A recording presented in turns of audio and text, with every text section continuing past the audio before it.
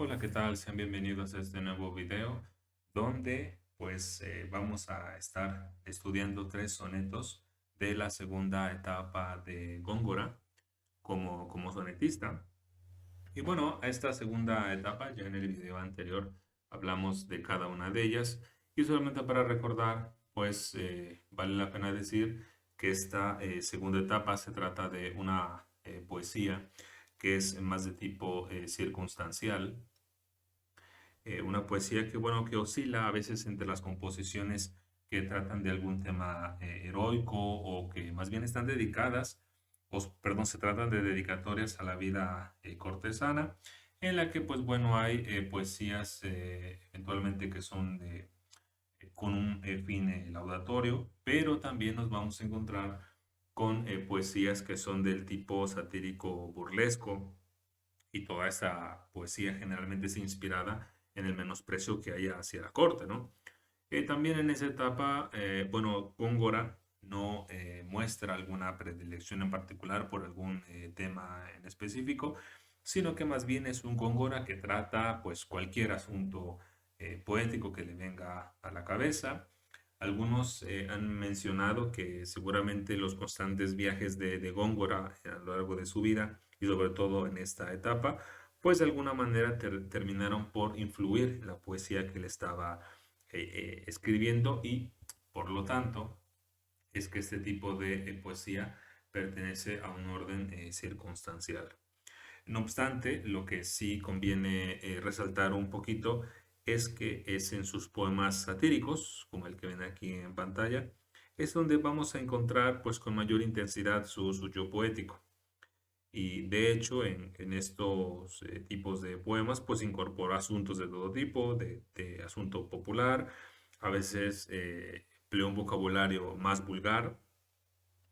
Y bueno, eso no quiere decir que renuncie a la metáfora, ¿no? A la metáfora, ¿no? Por supuesto.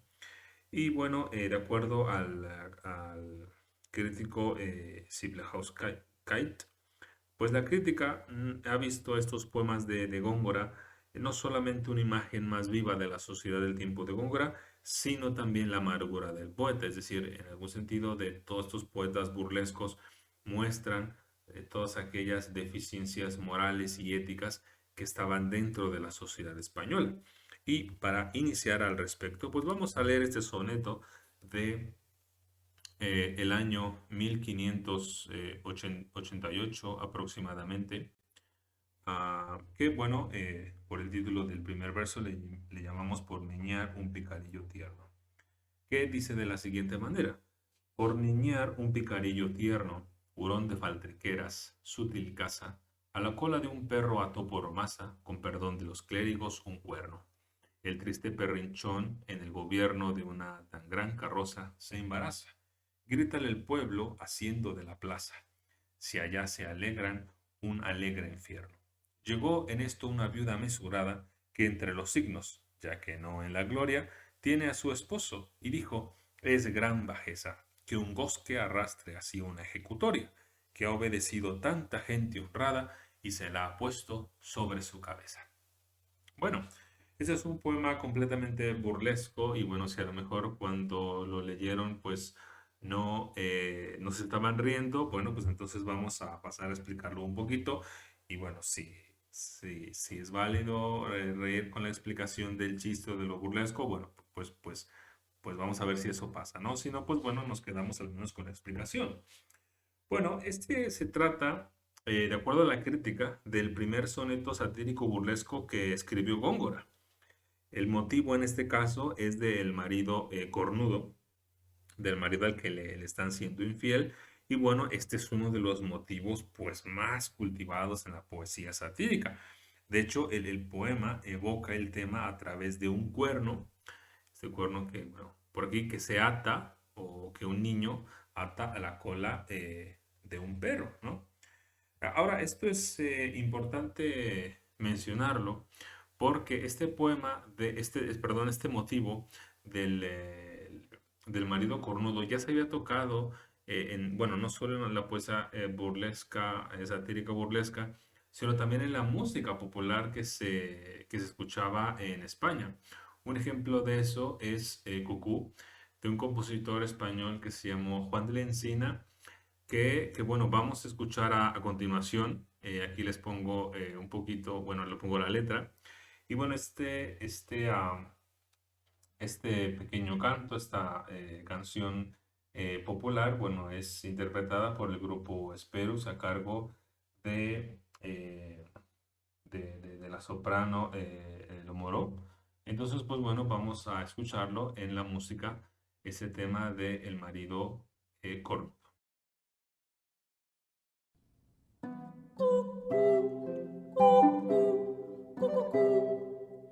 Guarda, no lo seas tú, compadre, debes saber que la más buena mujer rabia siempre modifica, harta bien la tuya tú.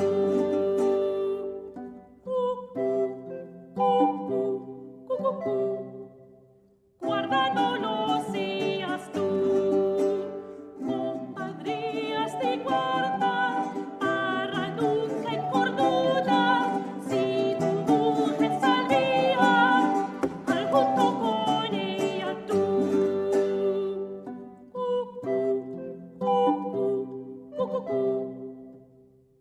Guarda, no lo seas tú.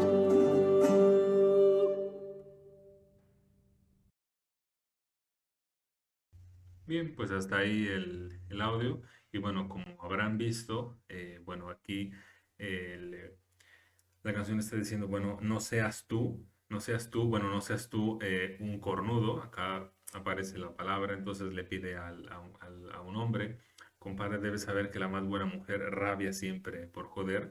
La palabra rabiar, bueno, tiene una connotación, bueno, metafóricamente pues se toma por apetecer o desear algo pues con ansia y con vehemencia, como de hecho ocurre en un pequeño fragmento del Buscón de Quevedo, donde menciona que yo rabiaba ya por comer y por cobrar mi hacienda y huir de mi tío. Es decir, ya a mí ya, yo ya quería comer, yo ya quería cobrar esta hacienda, tener dinero y bueno, alejarme por siempre de mi tío.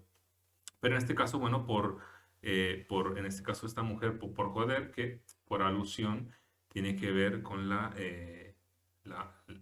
unión sexual, ¿no? Entonces, en este caso dice que la más buena mujer, bueno, rabia siempre por joder, entonces harta bien la tuya tú, es decir, que esa rabia, bueno, sea satisfecha por ti.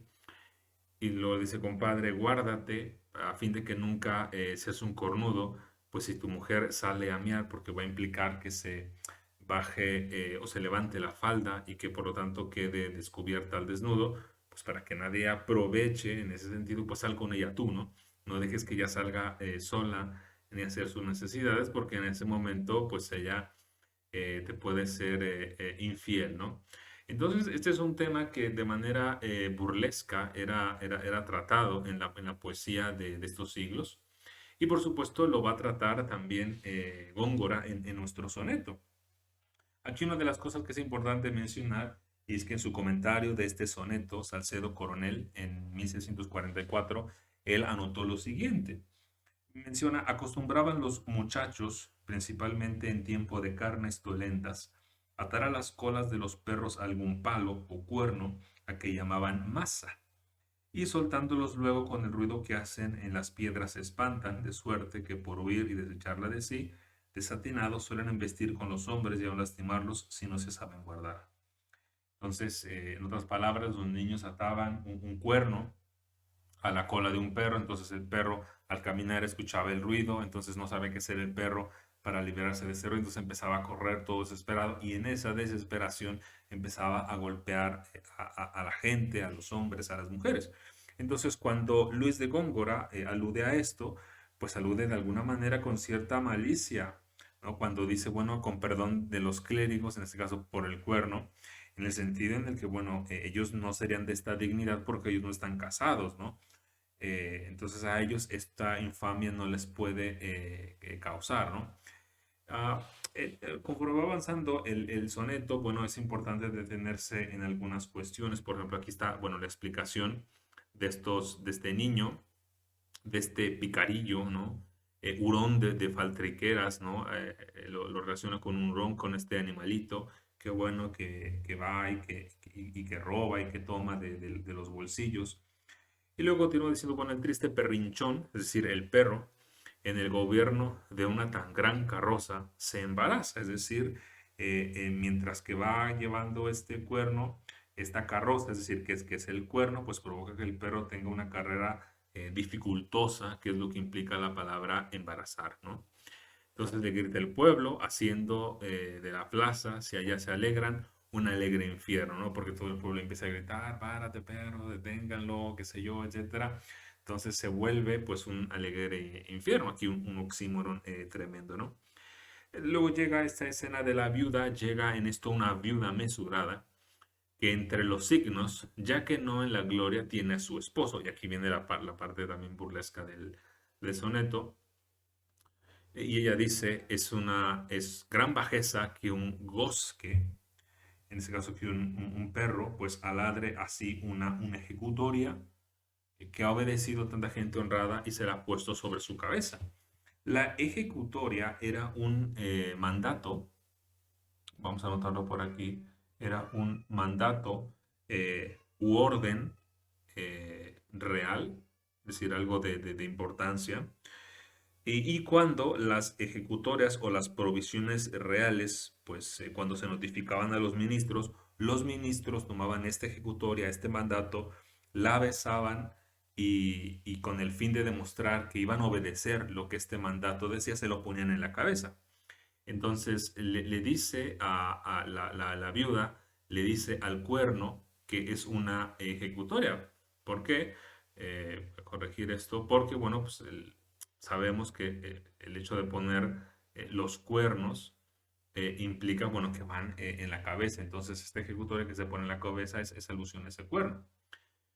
Entonces, la viuda menciona que, bueno, es una gran bajeza que este bosque arrastre así un mandato real que tanta gente ha obedecido y se la ha puesto sobre su cabeza.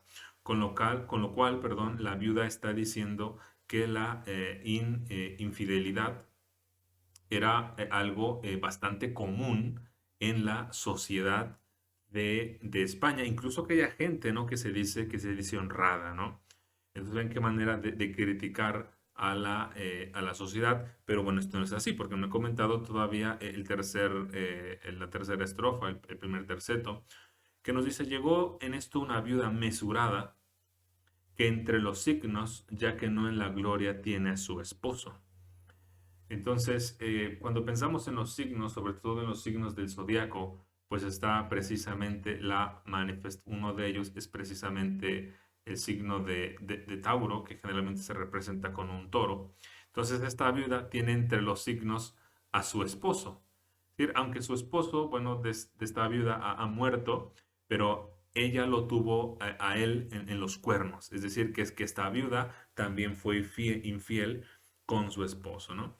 Entonces, pues este es un soneto de tipo satírico, ¿no? Como les digo, el que se conoce que fue el primer soneto, perdón, satírico de Góngora. Entonces, bueno, habiendo dicho esto, vamos a pasar al siguiente soneto, ah, que tiene como epígrafe, como titulito, a don Jerónimo Manrique de Lara, obispo de Salamanca, electo de Córdoba, fue por su iglesia a dar el parabién y tuvo una grave enfermedad, un soneto que corresponde al año 1593.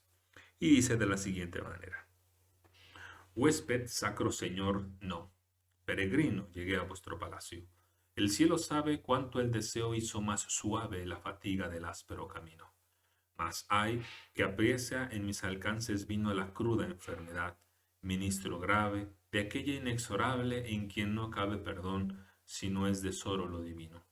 Conseguí la salud por la piedosa grandeza vuestra. Libre de estos daños piséis del Betis la ribera umbrosa, y en púrpura tenidos vuestros paños. Concédaos Dios en senectud dichosa, con blancas plumas ver volar los años, ¿no? Entonces, bueno, hay que decir que este Jerónimo de Manrique de Lara nació en Córdoba, él estudió en la Universidad de Alcalá de Henares y ejerció como sacerdote en la iglesia de San Pedro de Toledo hasta que fue obispo electo de Salamanca. De hecho, sus contemporáneos describieron a don Jerónimo como una persona, como un ejemplo vivo de una persona pues que daba limosnas, que era muy virtuoso, que era muy, eh, era realmente un padre de los pobres, que los acogía, que los cuidaba, que los procuraba. Entonces la historia nos dice que al parecer Góngora cayó de enfermo mientras él iba por Salamanca. Entonces el obispo, cuando vio que Góngora estaba enfermo y que estaba además desahuciado, pues lo vistió y parece ser, de acuerdo a la leyenda, la historia, que le dijo lo siguiente: Señor don Luis, tenga buen ánimo y dígame cómo le va de esperanzas. Entonces el poeta Góngora le respondió: Señor, las esperanzas como maroma y el ánima en un hilo, ¿no? Entonces, al parecer, bueno, Góngora pues fue atendido por don Jerónimo, de lo cual quedó muy agradecido y entonces le dedicó este soneto. Entonces, como verán en la primera estrofa, la aliteración de sonido S, palacio, cielo, suave, deseo, sacro, señor, pues de alguna manera establecen una cierta correspondencia entre el sonido y su significado, y parece que de alguna manera marca o remarca la suavidad del camino y de su peregrinación, ¿no? El poeta pues corresponde a la generosidad del obispo, manifestando su deseo hacia el final de que, de que Dios lo eleve a cardenal, gracias al uso de la metonimia, ¿no? Y en púrpura, tenidos vuestros paños, con sea Dios en senectud dichosa, con blancas plumas ver volar los años. Entonces, al final del poema, pues hay un deseo a que este Jerónimo pues llegue a sus últimos años, a esa senectud dichosa, con blancas plumas ver volar los años, lo cual es una, se está refiriendo aquí al Espíritu Santo. Entonces le desea a este don Jerónimo que esos últimos años pues él esté dirigiéndose a la vida eterna bajo la protección del Espíritu Santo, ¿no? Y por supuesto la segunda estrofa pues dice: Masaya, que aprecia mis alcances vino a la cruda enfermedad, recuerdo que está enfermo, ministro grave de aquella enfermedad inexorable, es decir, la muerte, ¿no? En quien no cabe en perdón, si no es más que el perdón divino, ¿no? Y bueno, pues recuerda que él consiguió la salud por la grandeza vuestra, es decir, por la habilidad de este don Jerónimo, ¿no? Entonces, bueno, este es un soneto de tipo laudatorio. Y entonces ahora sí podemos pasar al último de los sonetos que vamos a ver en esta sesión, que tiene por epígrafe: de un caminante enfermo que se enamoró donde fue hospedado, un soneto de 1594. Y dice de la siguiente manera: Desencaminado, enfermo, peregrino en tenebrosa noche, con pie incierto, la confusión pisando del desierto, voces en vano dio, pasos sentino. Repetido latir, sino vecino, distinto, oyó de can siempre despierto, y en pastoral albergue mal cubierto piedad halló, si no halló camino. Salve el sol y entre armiños escondida, soñolienta beldad con dulce saña, salteó al no bien sano pasajero. Pagará el hospedaje con la vida. Más le valiera errar en la montaña que morir de la suerte que yo muero. Entonces, aquí hay un soneto que de alguna manera me recuerda a uno de los motivos comunes de la poesía, de la literatura de aquel siglo. Si aquellos peregrinos que iban en el camino generalmente se perdían. Todo este primera estrofa da a la idea de que cuando está perdido este peregrino, ¿no? Es una tenebrosa noche, con pie incierto, la confusión pisando del desierto, es decir, que no es conocido ni siquiera en dónde está, voces en vano dio, nadie lo escucha, pasos en ti, no, no acierta a conocer el camino, pues porque va descaminado. Entonces después, repetido a latir, empieza a escuchar que un perro empieza a ladrar de una manera clara, es la connotación de la palabra distinto. Oyó de can siempre despierto, y en pastoral albergue mal cubierto, piedad yo, si no hallo camino. Entonces se quedó a dormir ahí por la noche, pero una vez que salió el sol, vio entre armiños, ¿no? es decir, una eh, ropa de acostar a una mujer muy hermosa con dulce saña, es decir, con un suave furor. Ella salteó al no bien sano pasajero. Se contaba mucho en la época, y al menos es algún comentario de algunos de los que han debatido y que han pues hecho sus interpretaciones del soneto, que bueno, que había como se dice, la costumbre o era común que ocurriera que a veces las pastoras forzaban a los caminantes que iban en peregrinaje y después los mataban. Entonces, en ese sentido, esta mujer tan hermosa, esta serrana que se encuentra o a la que encuentra el peregrino, pues él se enamoró de ella. Entonces, por eso menciona, pagará el hospedaje con la vida, porque posiblemente va a morir este pasajero. Y dice, más de valer errar en la montaña que morir de la suerte que yo muero. Es decir, más le hubiera valido el seguir caminando, aunque no supiera dónde va, que morir de la muerte de la suerte que yo muero, que en este caso es el amor. Con lo que al final, en el último verso, pues en comentario de algunos de los críticos de este soneto, pues vemos aparecer al poeta con un tono admonitorio, en palabras de Matas Caballero, identificándose con la condición de enamorado con el peregrino, aunque bueno, no con todos los detalles del resto de la anécdota, de tal manera que el peregrino, el narrador y el propio poeta pues se revelan en el último verso como una y la misma persona, ¿no? Entonces, bueno, con esto terminamos la segunda etapa de Góngora como sonetista. Y bueno, entonces nos veremos para nuestra siguiente sesión donde seguiremos conversando y platicando, discutiendo los sonetos de Góngora que nos dirigimos hacia comentar la fábula de Polifemo y Galatea. Pues bueno, yo les deseo que pasen un muy buen día y pues hasta luego.